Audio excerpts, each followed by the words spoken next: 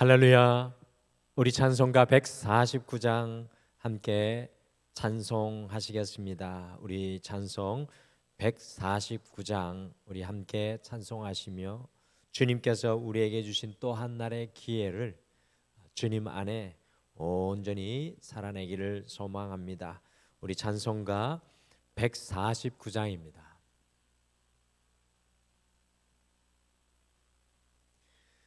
주 달려 죽은 십자가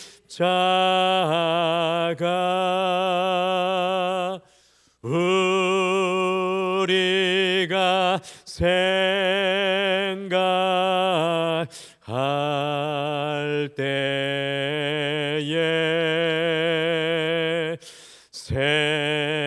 세상에 속한 욕심을 헛된 줄 알고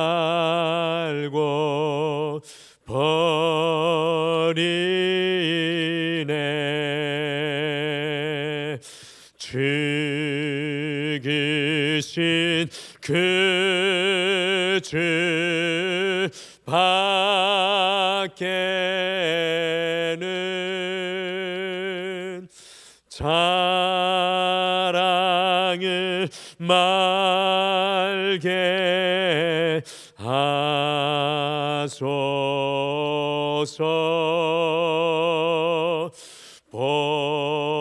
보혈의 공로 힘입어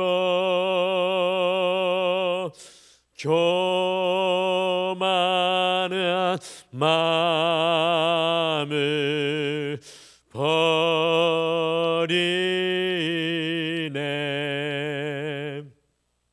못 박힌 손발 보니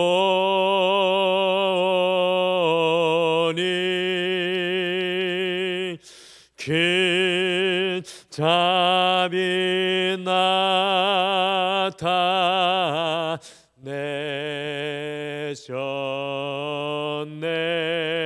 나타내셨네.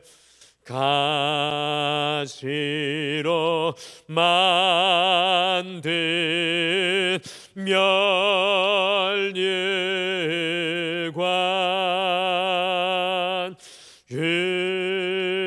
우리를 위해 쓰셨네.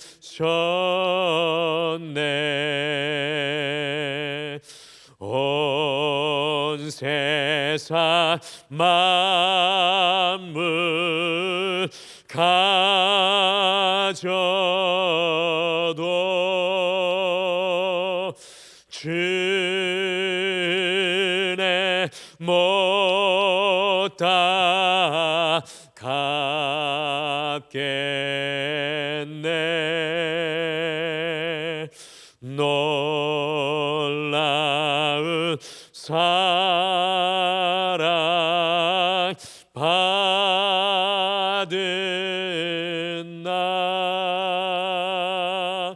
몸으로 재물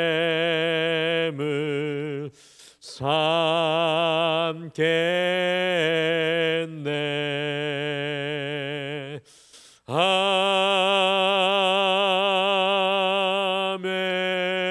아멘. 우리 다 같이 기도하시겠습니다.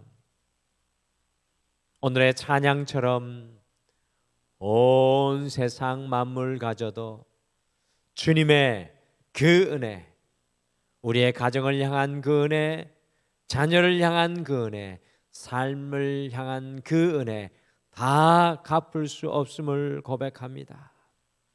그리하여서 주님의 놀라운 사랑받은 우리가 이제는 삶 속에서 주님의 제물되고 주님을 기쁘시게 하는 삶의 자리에 서기를 간절히 소망합니다.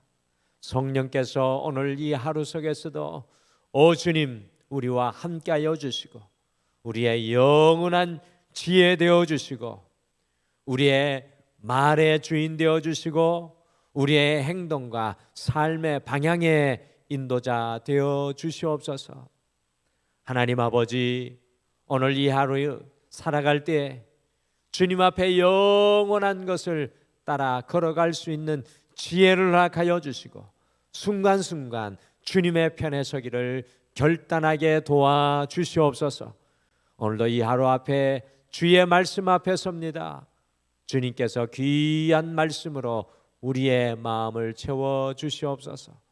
감사드리며 예수님의 이름으로 기도드리옵나이다. 아멘. 우리 함께 보실 하나님의 말씀은 마가복음 2장 13절에서 22절 말씀입니다. 마가복음 2장 13절에서 22절 말씀, 우리 다 같이 함께 찾으셔서 한 목소리로 읽겠습니다. 마가복음 13장 22절에서 13장 마가복음 2장 13절에서 22절 말씀입니다. 우리 같이 한 목소리로 다 같이 읽으시겠습니다. 예수께서 다시 바닷가에 나가심에 큰 무리가 나왔거늘 예수께서 그들을 가르치시니라. 또 지나가시다가 알페오의 아들 레위가 세간에 앉아 있는 것을 보시고 그에게 이르시되 나를 따르라 하시니 일어나 따르니라. 그의 집에 앉아 잡수실 때 많은 세리와 죄인들이 예수와 그의 제자들과 함께 앉았으니 이는 그러한 사람들이 많이 있어 예수를 따름이러라. 바리새인의 서기관들이 예수께서 죄인 및 세리들과 함께 잡수시는 것을 보고 그의 제자들에게 이르되 어찌하여 세리 및 죄인들과 함께 먹는가? 예수께서 들으시고 그들에게 이르시되 건강하는 자에게는 의사가 쓸데없고 병든 자에게라야 쓸데있느니라. 나는 의인을 부르러 온 것이 아니요 죄인을 부르러 왔노라 하시느냐. 요한의 제자들과 바리새인들이 금식하고 있는지라. 사람들이 예수께 와서 말하되 요한의 제자들과 바리새인의 제자들은 금식하는데 어찌하여 당신의 제자들은 금식하지 아니하나이까? 예수께서 그들에게 이르시되 혼인집 손님들이 신랑과 함께 있을 때에 금식할 수 있느냐? 신랑과 함께 있을 동안에는 금식할 수 없느니라. 그러나 신랑을 빼앗길 날이 이르리니 그날에는 금식할 것이니라. 생배 조각을 낡은 옷에 붙이는 자가 없나니 만일 그렇게 하면 기운 새 것이 낡은 그것을 당기어 헤어짐이 더하게 되느니라. 새 포도주를 낡은 가죽 부대에 넣는 자가 없나니 만일 그렇게 하면 새 포도주가 부대를 터뜨려 포도주와 부대를 버리게 되리라. 오직 새 포도주는 새 부대에 넣느니라 하시니라. 아멘. 제가 영국에 있을 때 약 4년간 이 아프리카 자메이카에 피를 이어받은 영국계 흑인 개인 요양사로 일을 했습니다.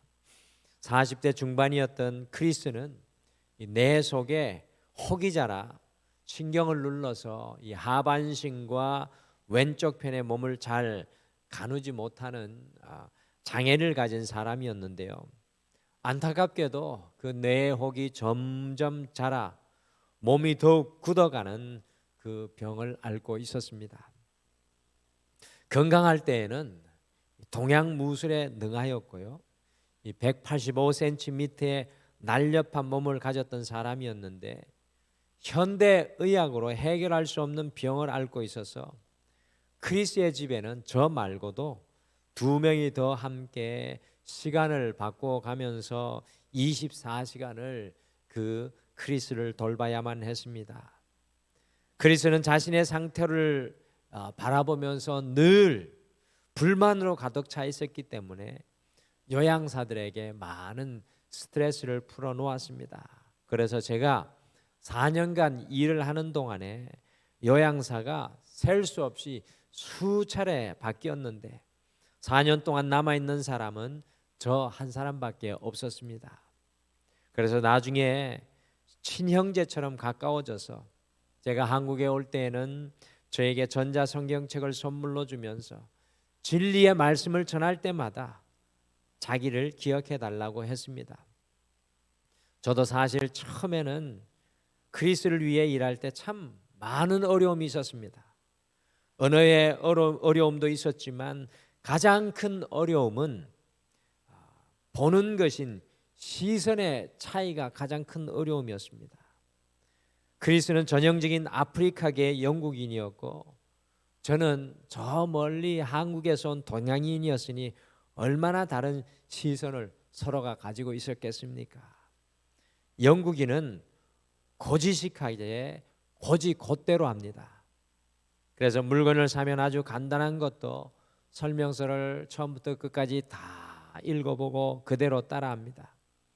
그런데 한국 사람인 저는 잘 아시는 대로 이렇게 저렇게 돌려서 해보다가 안 되면 설명서를 참고합니다. 그런데 그리스는 뭐는 뭘 못 움직이니까 제가 다 해주어야 합니다. 그래서 어느 날 물건을 사서 하나 조립을 해야 되는 일이 생겼는데 크리스는 그 많은 설명서를 먼저 저보고 다 읽으라는 것입니다. 그래서 해보고 안 되면 설명서를 보자고 저도 좀 강하게 이 설명서를 옆으로 제껴놓고 이야기를 했더니 크리스가 자기의 말을 안 들어준다고 분을 못 이기고 소리를 지르고 난리가 난 적이 있었습니다. 그때부터 아예 내 시선은 포기해야겠다고 생각을 하고 크리스의 손발이 되어주기로 했습니다. 그런데 그런 4년의 시간이 참 쉽지 않았던 것을 기억을 합니다. 오늘 함께 읽으신 마가복음 2장 전체는요, 이 예수님의 시선과 이 바리새인의 시선이 극과 극을 달리고 있는 것을 극명하게 대조하여 보여주고 있는 말씀입니다. 시선의 갈등과 부딪힘이 심각하게 일어나고 있습니다. 그러면서 오늘 말씀을 통해 결국 마가는 우리가 예수님의 시선으로 변화되도록 초청을 하고 있습니다. 신앙의 또 다른 길은 보는 것, 이 시선의 변화입니다. 과연 오늘 말씀은 우리에게 어떤 시선의 변화를 권면하고 있습니까? 우리가 오늘 이 하루를 시작하시면서 예수님의 시선으로라는 말씀의 제목으로 주님께서 보시는 것을 우리 또한 보며 기도하는, 함께 보며 기도하는 이 하루, 이 한날이 되시기를 축복합니다. 첫째, 예수님의 시선은 언제든지 믿음으로 향하십니다. 우리 예수님의 시선은 언제든지 믿음으로 향하십니다. 우리 마가복음 2장 4절 5절 말씀 어제도 읽어보았던 말씀인데 같이 한번 읽겠습니다. 시작. 무리들 때문에 예수께 데려갈 수 없으므로 그 계신 곳에 지붕을 뚫어 구멍을 내고 중풍병자가 누운 상을 달아내리니 예수께서 그들의 믿음을 보시고 중풍병자에게 이르시되 작은 자야 내 죄사함을 받았느니라 하시니. 5절에 보시면 특별히 예수님께서 보시고라고 강조하여 말씀합니다. 도대체 우리 예수님께서 보시는 것이 무엇이었습니까? 5절에 예수님께서 보신 것은 중풍병자들의 지붕을, 이 중풍병자의 친구들의 이 지붕을 뚫는 믿음이었습니다. 예수님의 시선은 중풍병자의 병이 얼마나 심한가, 얼마나 심각한가, 소망이 있는가 없는가에 향하지 않았습니다. 예수님께서는 6절과 7절에 나오는 서기관들처럼 헛된 신학적인 논쟁으로 그 시선이 향하지 않았습니다. 결국 서기관들의 시선은 예수님을 향한 믿음이 아니라 불신의 마음으로 향하고 있었습니다. 2000년 전에 아무리 존경받았던 서기관일지라도 예수님의 시선은 그들에게로 향하지 않았습니다. 우리 예수님의 시선은 가난하고 의지할 데도 없고 아무런 힘도 없어 지붕을 뚫어서 예수님께 나아올 수밖에 없었던 중풍병자의 친구들의 믿음을 보셨습니다. 사랑하는 성도 여러분, 이것이 중요합니다. 오늘 이 새벽 우리 주님의 시선은 주님을 믿음으로 바라보는 그 사람에게 향한다는 것입니다. 모든 것을 다 잃었어도 지금 아무것도 할 수 없는 한계선상에 서 있을지라도 우리에게 주님을 향한 믿음이 있다면 주님의 그 불꽃 같은 눈동자는 바로 그것을 향하십니다. 믿음으로 기도하실 때 주님의 시선이 우리와 우리의 삶의 현장에 함께하여 주실 줄 믿습니다.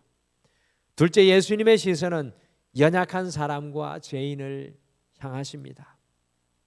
마가복음 2장 14절 말씀을 함께 읽겠습니다. 14절 말씀 같이 읽겠습니다. 시작. 또 지나가시다가 알페오의 아들 레위가 세관에 앉아 있는 것을 보시고 그에게 이르시되 나를 따르라 하시니 일어나 따르니라. 14절에도 역시 예수님께서 보셨다라고 말씀합니다. 여러분들, 성경 속에 보았다라는 말은 우리가 예사로 본다는 그런 표현이 아니라 모든 것을 집중해서 보셨다라는 말입니다. 과연 누구를 보신 것입니까? 알페의 아들 레위가 세관에 앉아 있는 것을 보셨습니다. 이 세관에 앉아 있었다는 것은 이 알페의 아들 레위가 세리라는 뜻입니다.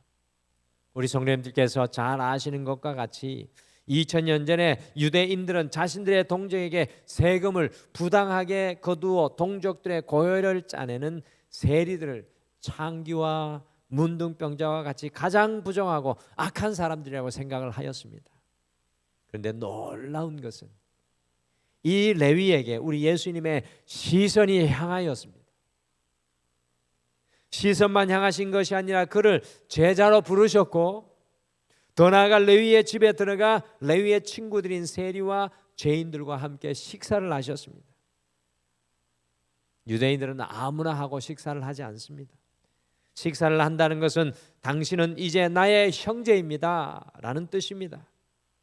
16절에 바리새인과 서기관들이 예수님께서 이 죄인들 세리들과 함께 식사를 하는 것을 보고 어찌 그럴 수 있는가라고 질문하고 있습니다.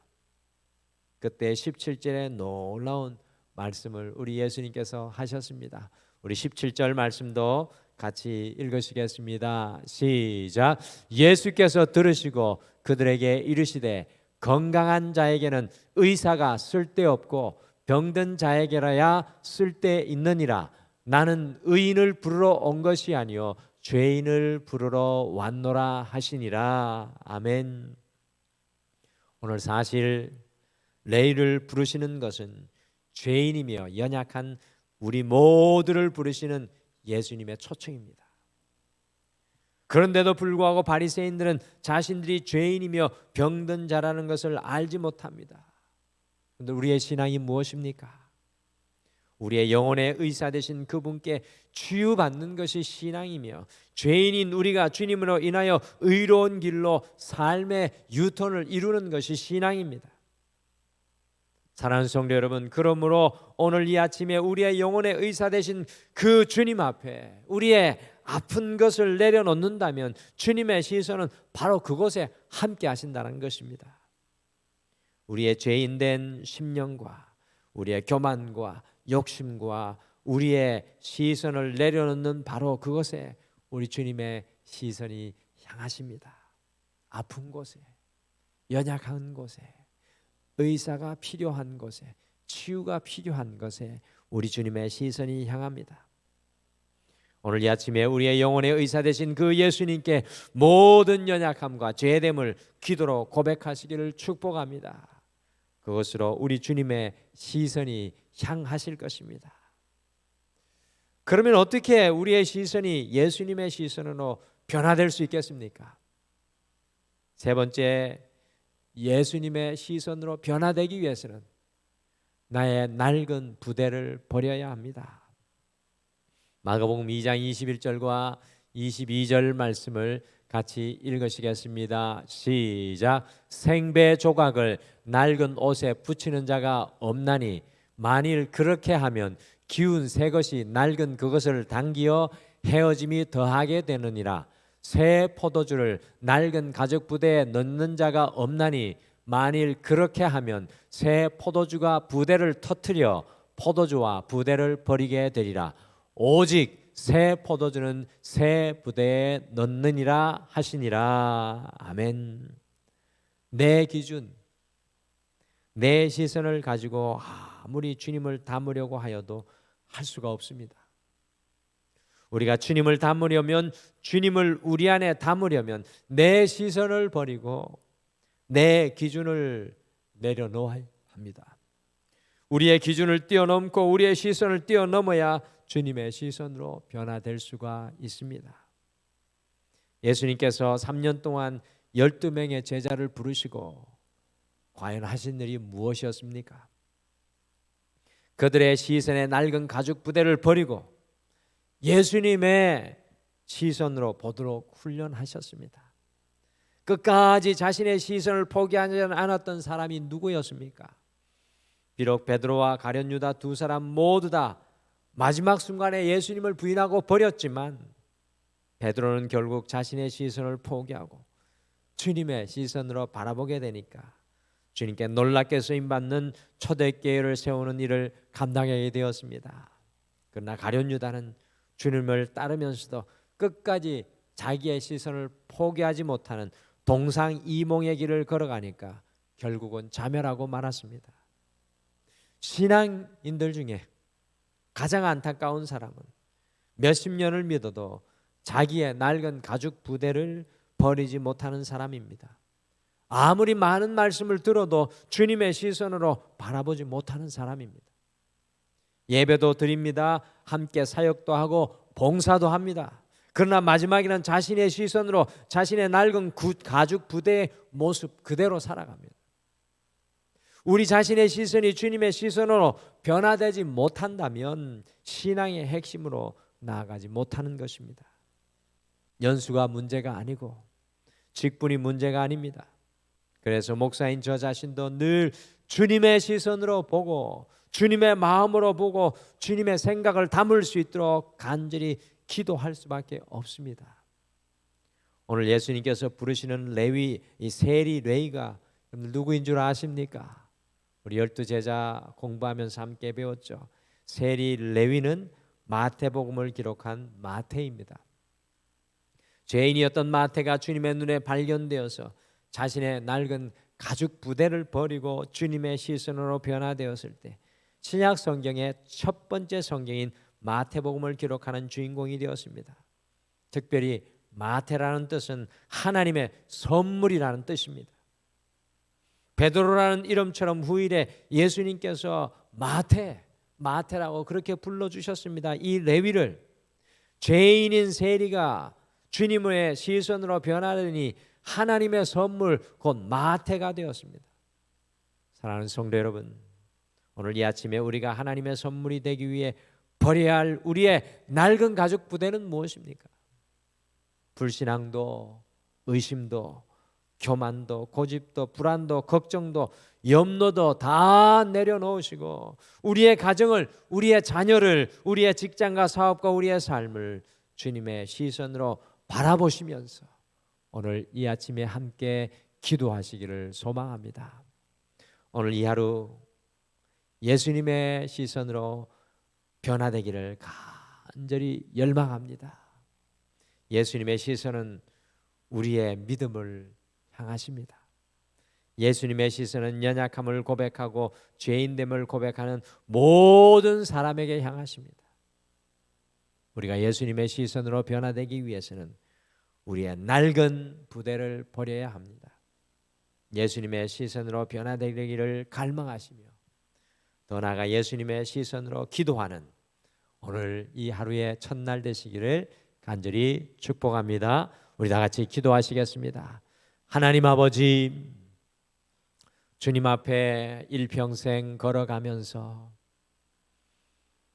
우리의 육신에 매이고 우리의 상황과 환경에 매이고 우리의 삶에 걸어온 뒤안길에 매여버리는 우리의 연약한 시선, 우리의 이기주의적인 시선, 우리의 불신앙의 시선이 아니라 날마다 예수 그리스도의 시선을 닮아가는 우리가 되게 도와주시옵소서.